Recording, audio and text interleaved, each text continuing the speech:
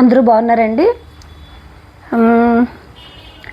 మన కుటుంబాలతో మన పిల్లలతో మనం సంతోషంగా ఉన్నాం కదా. క్రైస్తవులుగా మనం సమాజం కోసం ప్రార్థన చేయవలసిన వారు ఉన్నాము. సమాజానికి వెలుగు, ఉప్పు, మాదిరి ఇవన్నీ ఉన్నాం. కానీ ఏంటో ఎక్కడైనా ఏమైనా జరిగితే మాత్రం మనం గళం ఇప్పం, నోరెప్పమండి, సైలెంట్గా ఉంటాం. ప్రార్థన చేస్తాము, దేవుని చేతికి అప్పగించేస్తాము, దేవుడు చూసుకుంటాడని అనుకుంటాం. కానీ ఎక్కడైతే తప్పు జరుగుతుందో దాన్ని మనం ప్రశ్నించలేకపోతే మనం ఎందుకండి? మనుషులుగా మనం పుట్టి అసలు ఎందుకు? అసలు ఈ సమాజం ఎలా పోతుంది? మనుషులు ఎలా తయారవుతున్నారు? మృగాల్లో తయారవుతున్నారు. ఏంటి అసలు ఈ సమాజం? తల్లిదండ్రులు తమ పిల్లలు ఎలా పెంచుతున్నారు? డ్రగ్స్కి బానిస అయిపోయి చేయకుండా పనులు చేసి ఆడబిడ్డల్ని చెరిపి వాళ్ళని చంపేసి అబ్బబ్బా, అసలు ఏంటండి ఈ సమాజం? ఏమన్నా అర్థమవుతుందా? అసలు మనం ఎలాంటి సమాజంలో బతుకుతున్నామో, ఎలాంటి చట్టాల మధ్య మనం బతుకుతున్నాము? ఏంటి మన భారతదేశం గతి ఏంటి ఇలా అయిపోయిందని బాధ అనిపించట్లేదా ఎవరికిను? కఠినమైన చట్టాలు లేకపోవడం వల్లే కదా.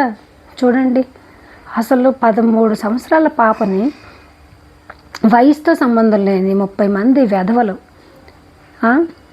వాళ్ళ తల్లిదండ్రులు అసలు ఎలా పెంచారో నాకు అర్థమే కావట్లేదు. ఈ వెధవలు ఒక చిన్న పసిపాపని పాడు చేసి ఎంత దుఃఖం మించుకొస్తుందంటే అసలు అర్థమే కావట్లేదు.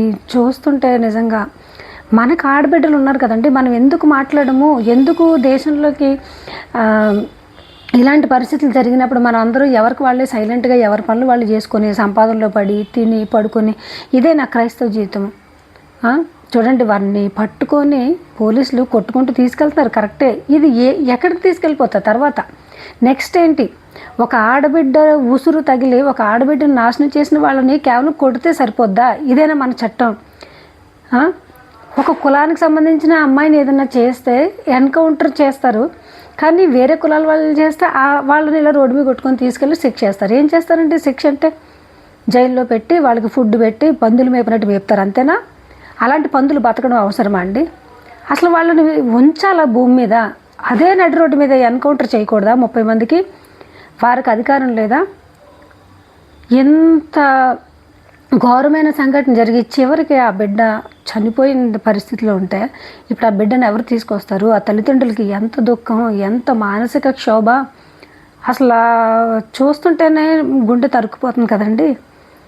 వీళ్ళ కోసం ప్రార్థన చేస్తాం, వీళ్ళకి పడాల్సిన శిక్ష ఖచ్చితంగా దేవుడు వేస్తాడండి. దేవుడు ఖచ్చితంగా న్యాయకర్త ఉన్నాడు, ఆయన న్యాయాధిపతి ఉన్నాడు. కానీ భూమి మీద ఉన్న చట్టాలు కూడా సరైన పరిపాలన అందించేటట్టుగా ఉండాలి కదా, సరైన నాయకుడు దేశానికి ఉండాలి కదా.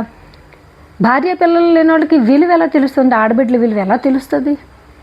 ఆ పెయిన్ అనుభవించగలుగుతాడా ఆయన? చెప్పండి, ఆ పెయిన్ అనుభవించగలుగుతాడా? ఎక్కడో ఒక అభిమాని మృతి, ఒక హీరో అభిమాని మృతి అని హైలైట్ చేశారండి. ఒక ఆడబిడ్డ చనిపోతే అది హైలైట్ కాదు. ప్రభుత్వాలకి, మీడియాకి అది హైలైట్ కాదు. మీడియాకి ఏంటంటే మనం ఏ వార్త వేస్తే జనాలు అట్రాక్ట్ అవుతారు. అరే, నీ కుటుంబంలో ఒక ఆడబిడ్డ ఇలా చనిపోతే ఈ డ్రగ్స్కి అలవాటు పడి అది అప్పుడు కదా నీకు ఈ పెయిన్ తెలిసేది. ఇలాంటి దౌర్భాగ్యకరమైన దేశంలో బతుకుతున్నామంటే ఎంత సిగ్గుచేటంటే నిజంగా.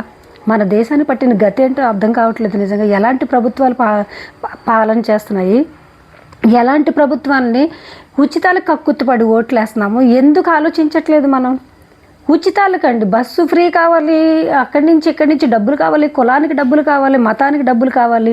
కానీ సరైన దృక్పథంతో, అంటే ప్రజల్ని మంచి దారిలో నడిపించే, లేదంటే మంచి జీవితాన్ని ఇచ్చే ప్రభుత్వాలు ఎందుకు ఎన్నుకోలేకపోతున్నారో నాకు అర్థం కావట్లేదు. కుల ప్రాతిపదికన, మత ప్రాతిపదికన ఎన్నుకొని దేశాన్ని ఏం బాగుపరచాలనుకుంటున్నారండి?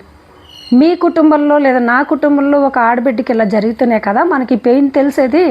అంతవరకు మనకి పెయిన్ తెలియదండి. ఈ డ్రగ్స్ మాఫియాని, ముఠాని, తర్వాత ఈ ఆడపిల్లల జోడికి వెళ్ళే వాళ్ళని కాల్చి చంపేయాలండి. ఈ డ్రగ్స్ వ్యాపారం చేసిన వాళ్ళు నిజంగా కాల్చి చంపేయాలి. తర్వాత ఆడపిల్లల జోలికి వెళ్ళిన వాళ్ళు కాల్చి చంపేయాలండి. ఎన్కౌంటర్. ఒక ఆడపిల్లని వీడు పాడు చేశాడా, నడి రోడ్డు మీద వెంటనే షూట్ చేయాలి. అలాంటి ఆర్డర్ రావాలండి.